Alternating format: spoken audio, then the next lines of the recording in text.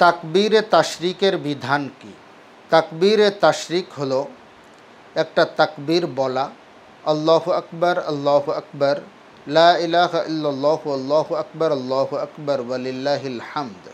এই তাকবীরটা বলা। তো কোন জায়গা থেকে কোন জায়গা পর্যন্ত, কোন সময় থেকে কোন সময় পর্যন্ত বলবো, এটা হলো আমাদের জানার বিষয়। 9 জিলহজ অর্থাৎ যে মাসে কুরবানি হয়, জিলহজ মাসের 10 তারিখে কুরবানির ঈদ, ঈদুল আজহা। এই ঈদুল আজহার আগের দিন 10 তারিখে ঈদুল আজহা অনুষ্ঠিত হয়। 9 তারিখের ফজর থেকে নিয়ে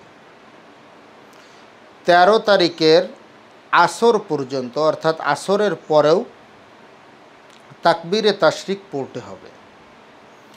অর্থাৎ 9, 10, 11, 12 এর 4 পশা 20 অক্ত এবং 13 তারিখের ফজর, জোহর, আসর, মোট 23 ওয়াক্ত নামাজের পরে মনে রাখতে হবে মোট 23 ওয়াক্ত নামাজ।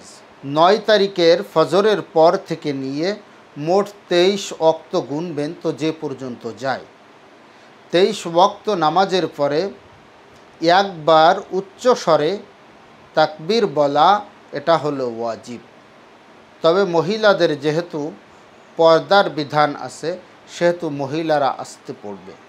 জামাতে নামাজ পড়ুক বা একা একি নামাজ পড়ুক, সর্ব অবস্থায় ঘরে পড়ুক বা মসজিদে পড়ুক, যেখানেই পড়ুক না কেন, একবার তাকবীরে তাশরিক সুউচ্চ স্বরে বলা বা একটু উচ্চ স্বরে বলা, সুউচ্চ স্বরে নয়, একটু উচ্চ স্বরে বলা ওয়াজিব। পুরুষেরা মসজিদে গেলে মসজিদে তাকবীরে তাশরিক বলবে, মহিলারা বাড়িতে একাকে নামাজ পড়বে, তারাও তাকবীরে তাশরিক বলবে একবার।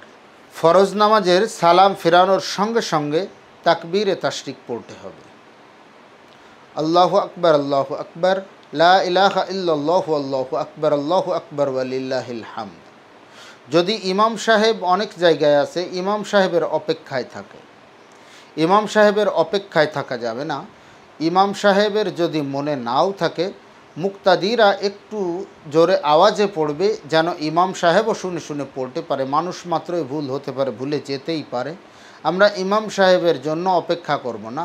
অনেক জায়গায় আছে ইমাম সাহেবকে পিছন থেকে মুসাল্লিরা বলে, ইমাম সাহেব তাকবীরে তাশরিক পড়লেন না, এমন না, বরঞ্চ আমি পড়া আরম্ভ করব। ইমাম সাহেব সালাম ফিরিয়েছে এভাবে, আসসালামু আলাইকুম ওয়া রাহমাতুল্লাহ, আসসালামু আলাইকুম ওয়া রাহমাতুল্লাহ, এইভাবে সালাম ফিরিয়েছে। ইমাম সাহেব পড়ুক চায় না পড়ুক, ইমাম সাহেবের মনে থাকুক চায় না থাকুক, আমি সঙ্গে সঙ্গে শুরু করব, আল্লাহু আকবার, লা ইলাহা ইল্লাল্লাহু আল্লাহু আকবার ওয়ালিল্লাহিল হামদ একবার। ইমাম সাহেবের সঙ্গে সঙ্গে মনে পড়বে, ইমাম সাহেবও তাকবীরে তাশরিক আদায় করবে।